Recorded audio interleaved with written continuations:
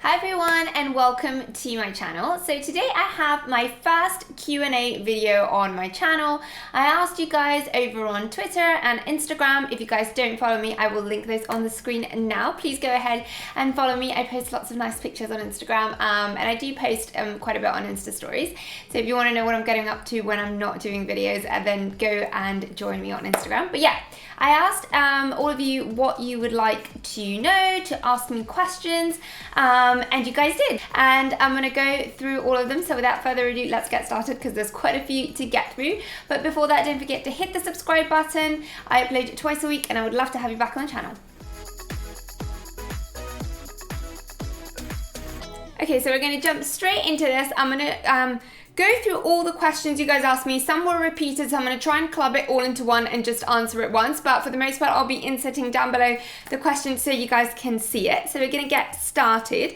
And the first one was, have you ever had a Brazilian blowout or keratin straightening? And if not, would you consider it? So I haven't ever had a Brazilian blowout or straightening done to my hair, just because when that sort of started getting into fashion, I felt like it was quite damaging, like so many chemicals on your hair, and I was never too keen on putting so many chemicals on my hair. And to be honest, like, I know my straightening routine is quite long, but I feel like it gives me a lot more volume, because if you guys haven't seen my blowout routine, I will link the video on the screen now so you guys can have a watch. But basically what I do is I first blow it out with a blow dryer, then I put on some rollers to give it a lot of lift and volume on the top, and then I straighten my hair.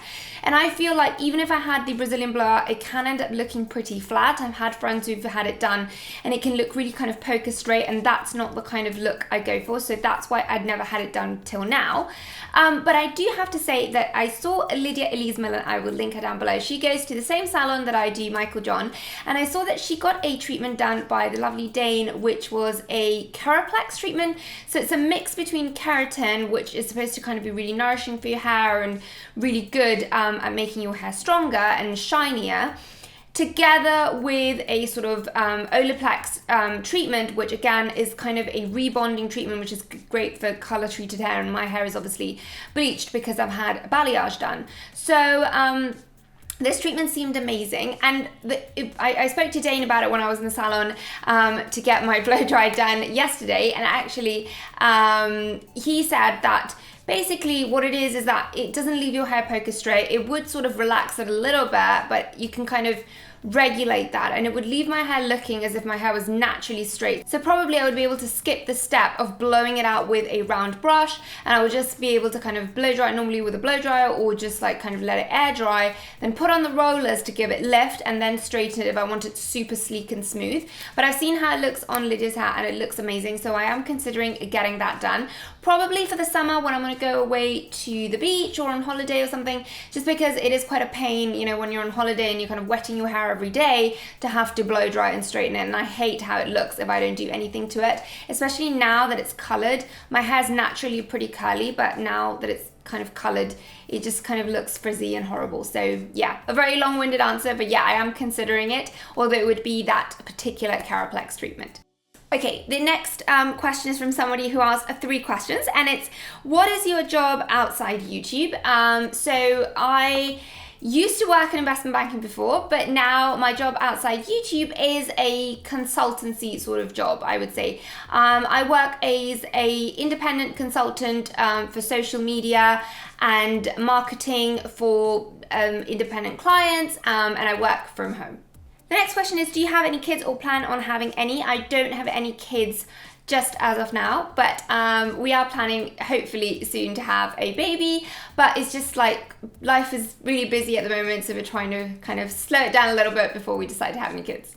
And her final question was, what are your favorite nude lipsticks? So I would have to say my favorite nude, well, nudes is probably the thing I most wear, as you guys probably know, but my favorite one would have to be blush nude from Tom Ford if I want a more beigey one, and something that's not exactly a nude, but it is sort of in that family, would be NARS Anita, which is like a sort of more mauvey pinky tone. But if it's a pure nude, it would have to be blush nude from Tom Ford. Okay, so the next question is, do you know Hindi? I do speak Hindi. It's not perfect. I basically grew up speaking Sindhi, which is where my family is from in India. So I can speak Spanish, English, and Sindhi since I'm really, really young. I can't write it though. And I literally learned Hindi just watching Bollywood movies because I love them. And Sindhi and Hindi, if you are wondering, are nothing alike each other. So yeah, but I did improve my Hindi when I met my husband, just because we do go quite a bit to India, and speaking to his family and speaking to him, my Hindi has improved, but I would say it's far from perfect. I understand it 100%, but I do make quite a few grammatical mistakes. The next question from Fiona is, what's your favorite luxury brand for shoes and bags? So I would have to say that my favorite luxury brand for bags is Dior.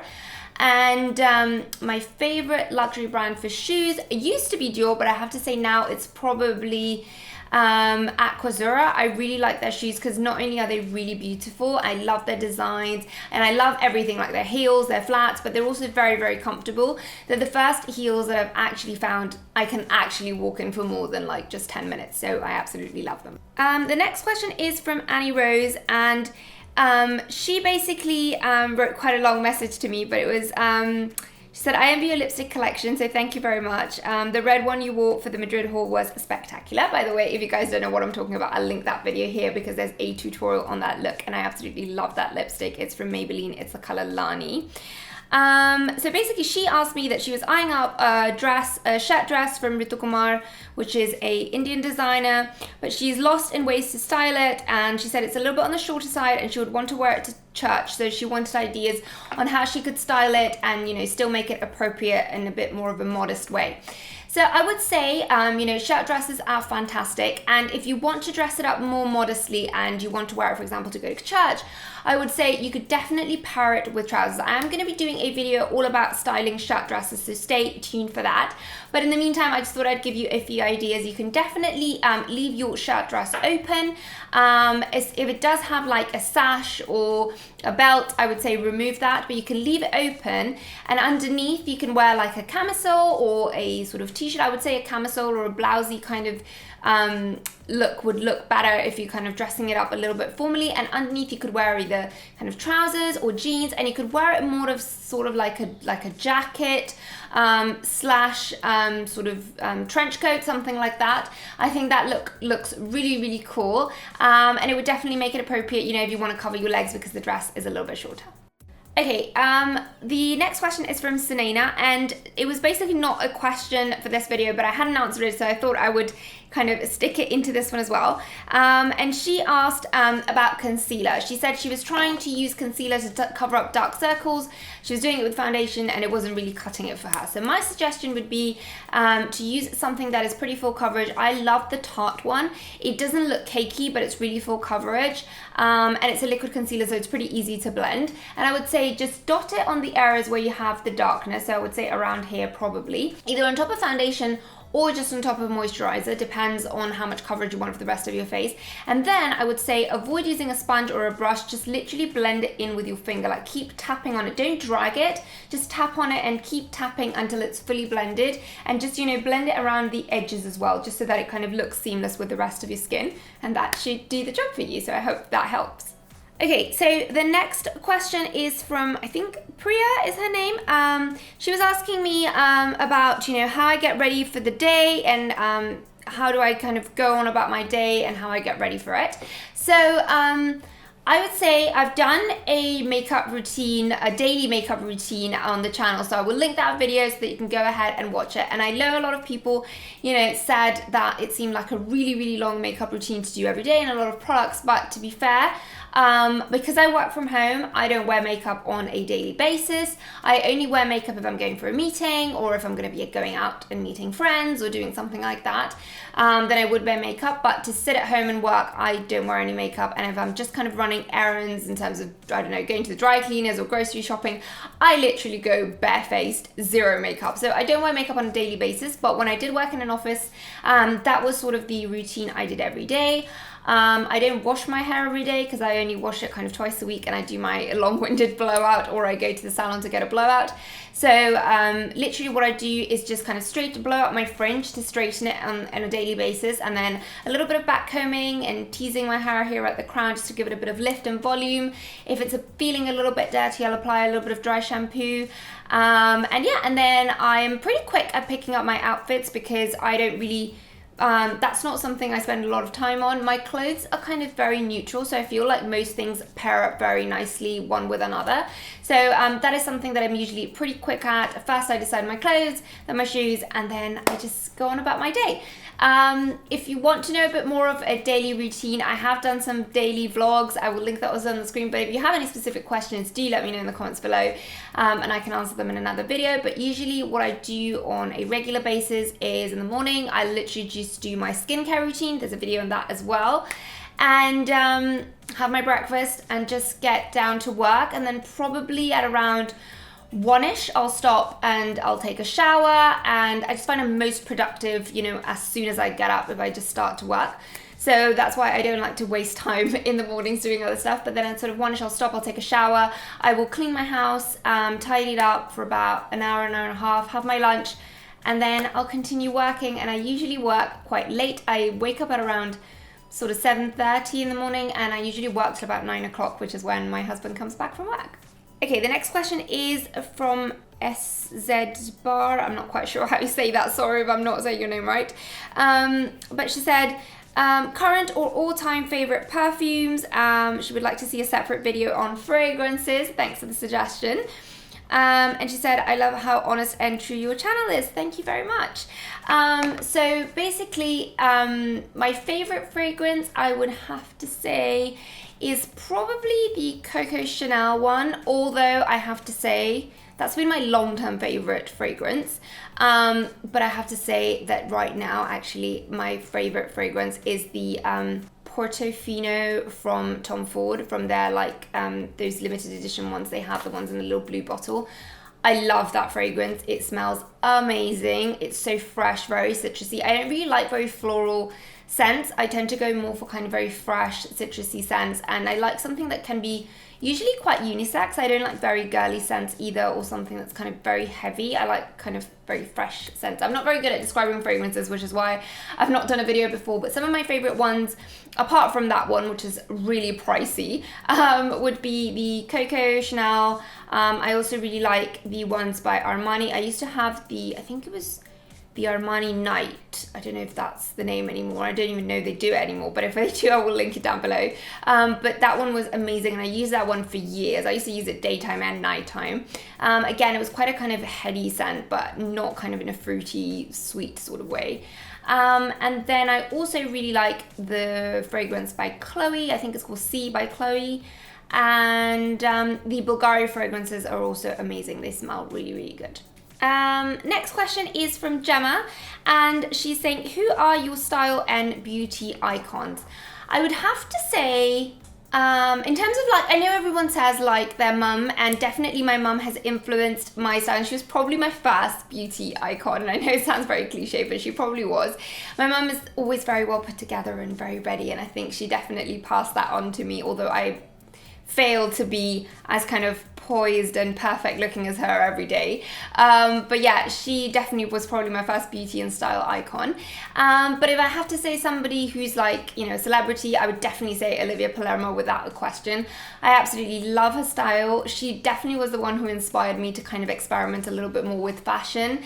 I think she looks absolutely amazing. I think she's so beautiful. I love her hair. I'm in love with her hair. I've always wanted to get a similar hairstyle to her. And as you can see, my hairstyle is probably quite similar.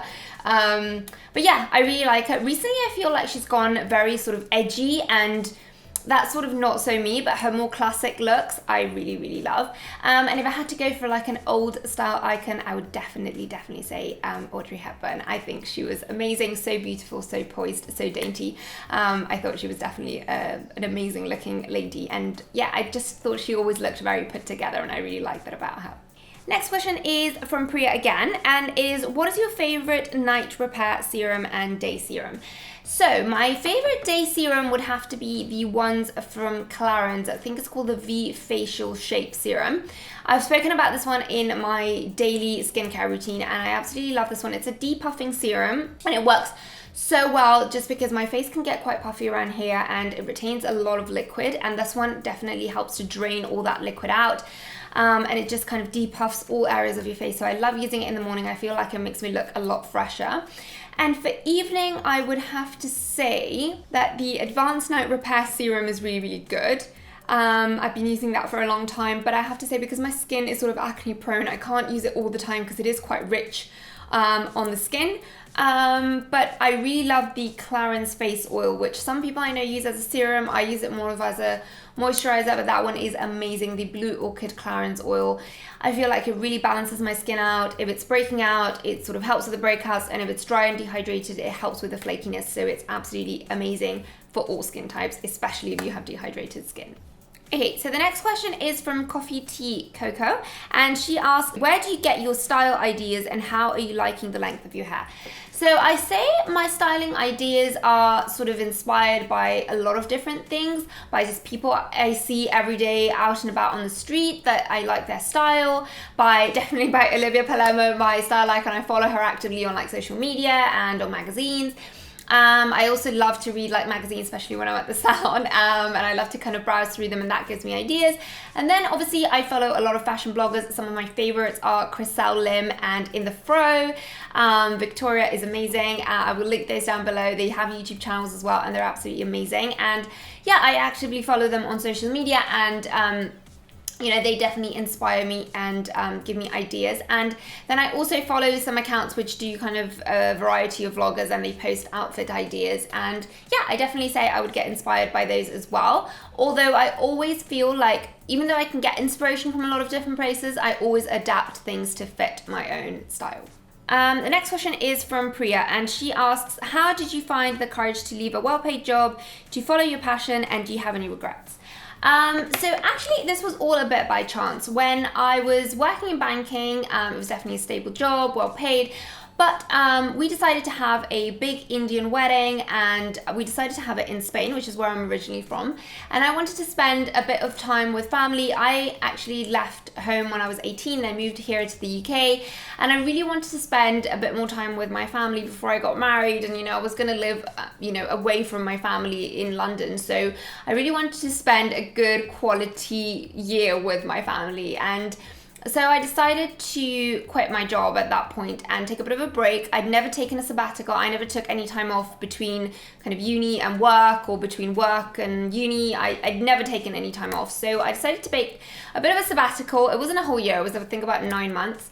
And I moved back to Spain, and it was also very difficult to plan this like really big wedding in Spain with my in-laws in India, my parents in Spain. I had a very limited number of holidays, and my job when I was in banking was a very stressful job which demanded a lot of hours. It was, you know, long days and few holidays. So it was just very difficult to kind of match it up with like organizing this big wedding and doing lots of trips to India for shopping, for outfits and so on. We had a 4-day wedding, so it was quite a lot to prepare.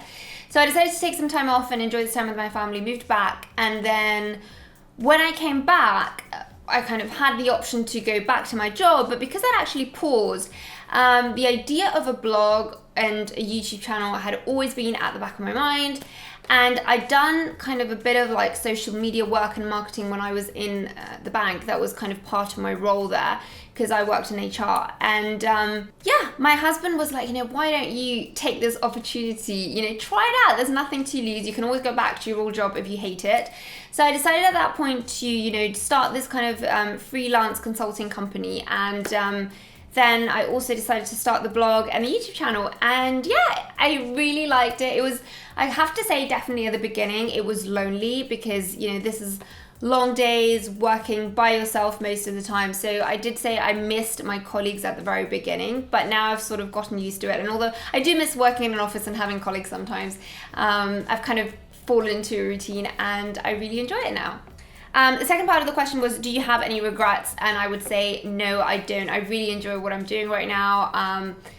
And yeah, I mean, I think it gives me so much more scope to be a bit more flexible with my time. So I think hopefully it should work well around a family when I decide to have one. So yeah, no regrets.